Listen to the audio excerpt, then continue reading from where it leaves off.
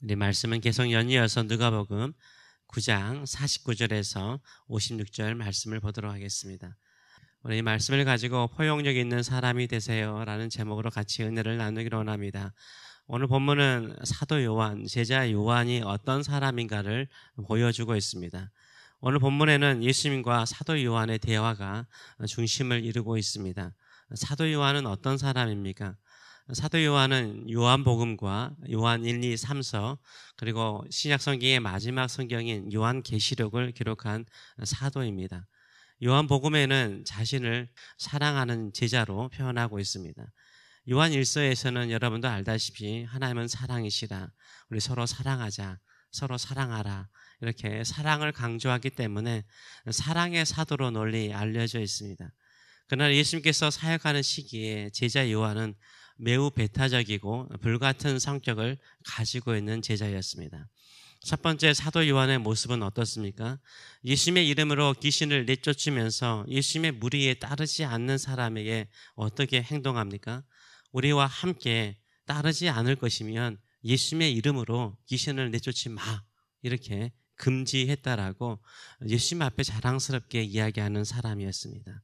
49절의 말씀을 보게 되면 요한이 여짜오되 주여 어떤 사람이 주의 이름으로 귀신을 내쫓는 것을 우리가 보고 우리와 함께 따르지 아니함으로 금하였나이다 라고 말하고 있어요. 이렇게 배타적인 사도 요한의 모습을 알 수 있습니다. 두 번째 모습은 사마리아 한 마을을 지나가려고 했을 때 일어나고 있습니다. 여러분도 알다시피 사마리아 사람과 유대인 사이는 서로 좋지 않은 거 여러분 잘 아실 것입니다. 서로 가까이 하지 않았습니다. 같이 앉지도 않았습니다. 예수님께서 공생의 세 번째 유월절, 지금 이제 예루살렘으로 올라가신다고 말하는데 예수님께서 유월절을 세 번 예루살렘에서 보내시거든요. 이 세 번째입니다. 유월절을 지키기 위해서 예루살렘을 향하여 가시고자 하셨습니다. 물론 이번 예루살렘 방문은 십자가의 길을 향하여 가는 마지막 길이었습니다. 이때 예수님의 무리는 사마리아 지방을 지나서 유대 지방에 있는 예루살렘으로 가려고 했습니다. 그래서 사마리아 한 마을 사람들에게 미리 양해를 구하고자 하였습니다. 그래서 사람을 앞서 보냈죠.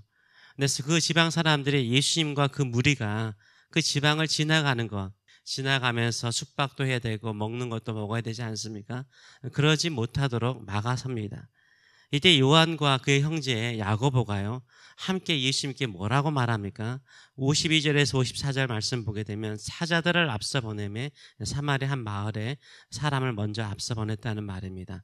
그들이 가서 예수를 위하여 준비하라고 사마리아인의 한 마을에 들어갔더니 예수께서 예루살렘을 향하여 가시기 때문에 그들이 받아들이지 아니하는지라 제자 야고보와 요한이 이를 보고 이르되 주여 우리가 불을 명하여 하늘로부터 내려 저들을 멸하려 하시기를 원하시나이까 라고 예수님께 말하고 있는 것을 우리가 알 수 있습니다. 하늘을 향하여 하나님께 기도하면 하늘로부터 불이 내려서 저 사마리아 지방을 불태워버리죠 라고 예수님께 말하는 것을 볼 수 있어요. 믿음이 있죠. 아마 파송 받아서 이렇게 큰 사역을 하다 보니까 그런 마음이 있었던 것 같아요. 저렇게 악한 사마리아 사람은 그냥 불이 내려서 소돔과 고모라에게 내린 유황불처럼 불이 내려서 사마리아 저 마을을 완전히 불태워버려야 된다라고 생각을 했던 것 같습니다. 이 두 사건을 통해서 사도 요한의 성격을 알 수 있습니다. 사도 요한은 매우 배타적인 사람이었어요. 자신과 함께하지 않으면 다 자기와 다른 사람이라 자기와 결이 다르다라고 생각을 하는 배타적인 사람이었어요. 수용력이 좀 떨어지는 사람, 포용력이 떨어지는 사람이었고 또 자신과 예수님을 영접하지 않는다고 어떻게 해요?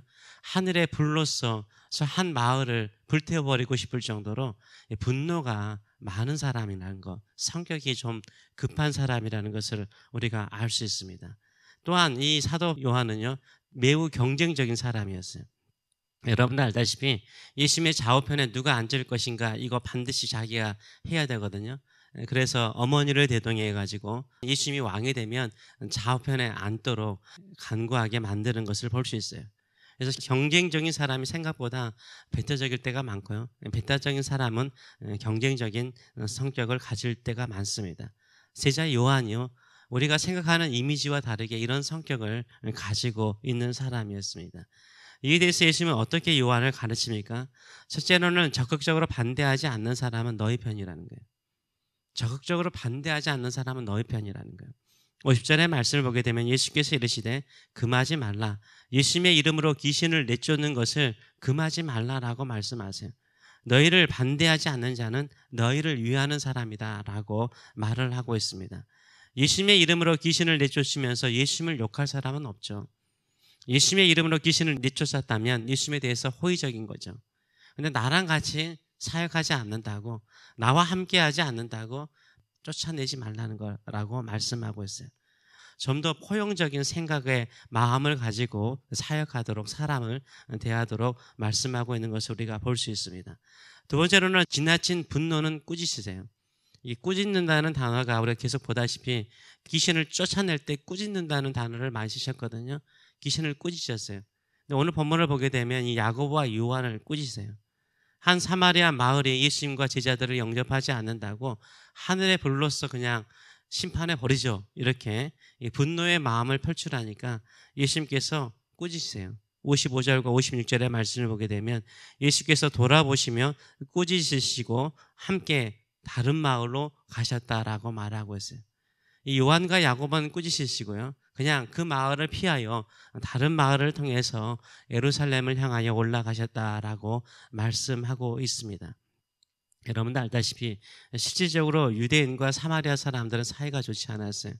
예수님의 생애에 대해서 공부하신 분은 다 알겠지만 요단강 서편에 딱 있으면 갈릴리 지방이 있고 갈릴리 지방 밑에가 바로 사마리아 지방이고 사마리아 지방 밑에 유다 지방인데 유대 지방에 예루살렘과 베들레헴이 있어요. 예루살렘에 가려면 그냥 갈릴리 지방에서 쭉 내려오면 되는 거예요. 근데 사마리아 사람을 만나기 싫으니까 어떻게 합니까? 그냥 요단강을 건너요. 사마리아 이쪽이 베레아 지방이거든요. 베레아 지방으로 가서 다시 쭉 내려와서 다시 요단강을 건너가지고 예루살렘으로 오는 거예요.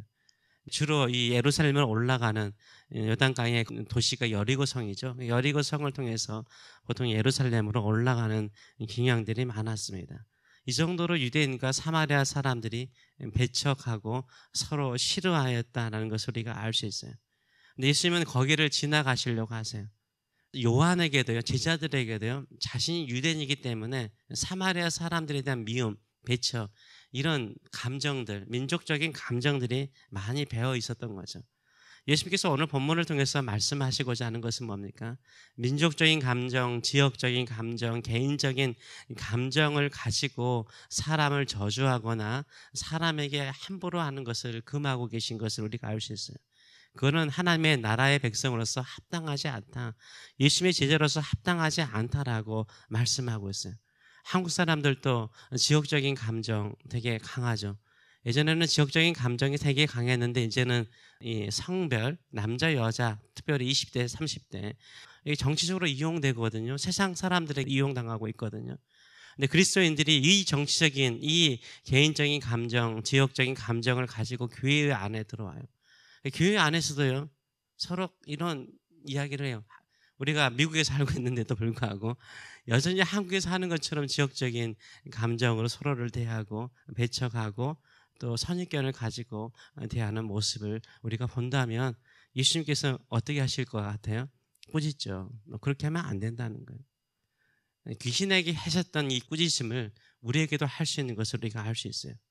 예수님께서 이제 별세하시고 그 다음에는 승천하신다고 이미 말씀하고 있잖아요. 그것을 위해서 지금 예루살렘을 가고 있는데 제자들이 하는 모습이 어떤 모습이에요? 변화산 밑에 내려왔을 때는 제자들이 능력이 없어요. 능력도 없고 기도도 하지 않고 또 하는 행동이 뭐예요? 누가 높은 자리에 앉을 것인가, 이런 모습이에요. 지금은 보니까 포용력도 없어요. 수용력도 없어요. 배타적이에요. 그럼에도 불구하고 이 제자들을 이끌고 어디로 가고 있어요? 지금 예루살렘으로 올라가고 있는 예수님의 마음이 어떠실까요? 어떠실까요? 저는 그렇게 편치는 않으셨다라고 생각을 해요. 내가 이런 제자들을 두고 승천할 수 있을까? 이런 생각 한 번쯤은 해보지 않으셨을까라고 생각을 해요. 우리도 마찬가지죠. 우리가 예수님을 따르고 가고 있는데 우리의 마음이 그럴 수 있어요. 우리가 요한의 마음을 가질 수가 있어요. 나와 함께 하지 않으면, 내가 주도하고 있는 모임이라든가 내가 주도하고 있는 어떤 교회의 행사라든가 모든 것에 참여하지 않으면 나를 반대하는다라고 생각하고 배척할 수도 있고요. 또 내 개인적인 감정이라든가 지역적인 감정이라든가 또 여러 가지 상처받은 것으로 인해서 배척하고 있는 모습, 그러면서 나는 예수님을 믿고 있고 기도하고 있고 예배하고 있다라고 그렇게 말하고 있을 때 예수님께서 우리를 보실 때 어떤 마음이실까? 그럼에도 불구하고 그 제자들을 이끌고 예루살렘을 향하여 올라가고 있습니다. 왜 그렇습니까? 언젠가는 깨달을 날이 있기 때문인 거예요. 언젠가는 예수님처럼 포용적인 마음이 있기 때문인 거죠. 이 예수님의 십자가와 부활 그리고 승천하시고 난 다음에 요한은 어떻게 변했습니까? 정말 사랑의 사람이 되었어요. 사랑이 모든 것을 다 이긴다는 것을 알게 되었어요. 사랑을 외치는 사랑의 사도가 되었습니다. 저와 여러분이 다시 한번 예수 그리스도를 새롭게 만남을 통해서 사랑을 외치고 사랑하며 사랑으로 모든 사람들을 품으시는 예수님의 제자가 되시는 저와 여러분 되시길 축원합니다. 기도하겠습니다. 살아계신 하나님 아버지 은혜를 감사드립니다. 요한의 모습이 우리의 모습일 때가 참 많습니다. 겉모습은 착해 보이고 선해 보이는데 우리의 마음속에는 숨길 수 없는 분노가 있고, 나를 받아들이지 않거나 나에 대해서 긍정적으로 말하지 않으면 배척하고 외면하고 또 개인적인 감정이나 또 정치나 사회적인 감정으로 서로를 대할 때가 얼마나 많은지 모릅니다. 이런 부족한 우리를 끝까지 품으시고 또 끌어가시는 우리 주님 계시기에 오늘도 주님 찬송하고 주의 마음 품는 자 되게 하여 주시고, 포용적이고 수용적이면서 사랑하는 마음, 사랑의 모든 것을 이기는 것을 알기 때문에 사랑으로 품는 저희들의 심령들 될 수 있도록 축복하여 주시고 예수의 마음으로 채워 주시옵소서. 십자가의 마음으로 채워 주시옵소서. 감사드리며 예수님의 이름으로 기도합나이다. 아멘.